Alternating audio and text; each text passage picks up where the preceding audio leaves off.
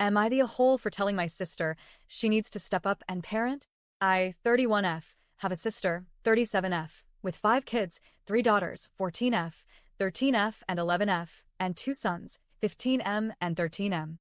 The girls have a good relationship with each other. They fight sometimes but still love each other. The girls and the boys also have good relationships with each other.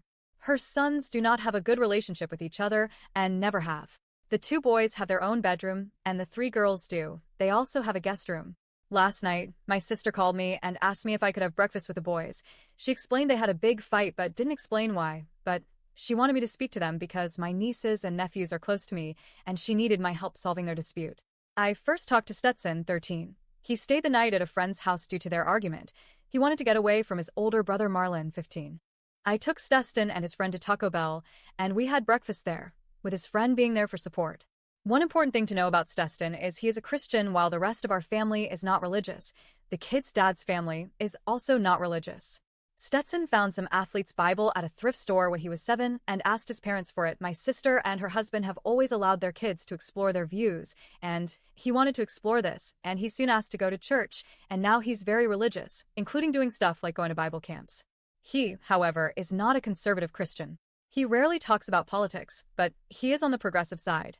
I follow him on Instagram, and his stories are mostly sports stuff and Bible verses, but once or twice a month he'll post something political, and it ain't always anti-Trump or progressive in some way. Stetson told me the fight started when he brought back a canvas he found at a thrift store with a shirt and a canvas of one of his favorite Bible verses. The shirt just has the verse on it. Not the text, but the canvas has the verse, which is Leviticus 19 verses 33 to 34, and basically says not to mistreat foreigners. Stetson told me he went to put up the canvas on his side of the room. Marlon asked what he was doing. He saw this and started to make fun of him, and they got into an argument over it.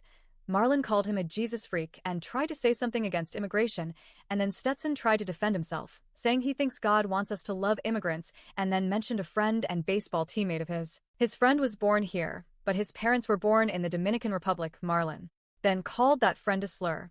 This made Stetson go to his parents to complain, who told him that he needs to learn to work with people who may not agree with him politically or religiously. Stetson told me he really didn't think much about it politically. He told me he doesn't care about politics, but how he always puts, in his words, God first, and how he refused to bow down to Marlon. I believe Stetson here. He doesn't really care for politics/news. He told me if his religious views are politicized, it's not his fault that people politicize his faith.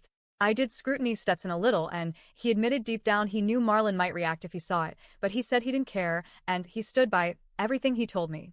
I then dropped the boys back off at his friend's house and picked up Marlon and took him to McDonald's. He defended everything he said and doubled down on slur usage, saying his brother acted like a F***G.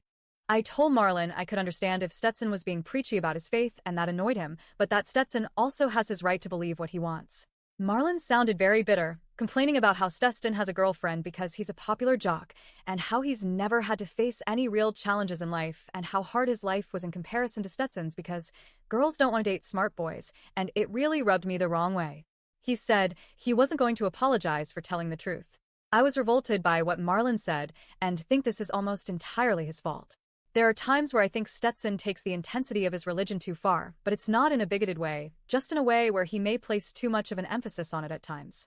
I told my sister and her husband my thoughts after dropping Marlon off, and she said she'd just probably give Marlon the guest room because it's bigger and give Stetson their current room. I asked how it was fair to the girls to do this, and she said that she was tired of them fighting and that she's just accepted the boys don't like each other. I asked her about therapy, and she said she's tried to get them to go, but Marlon thinks therapy is for betas. I told her she needs to step up and parent, including punishing Marlon for using a racial slur about Stetson's friend. She said she didn't want to do that because Marlon's life is already hard enough because he isn't very popular at school, and grounding him would only further isolate him. I told her she was being ridiculous and left her house. She's called me back and wants me to apologize, but I don't think I have anything to apologize for.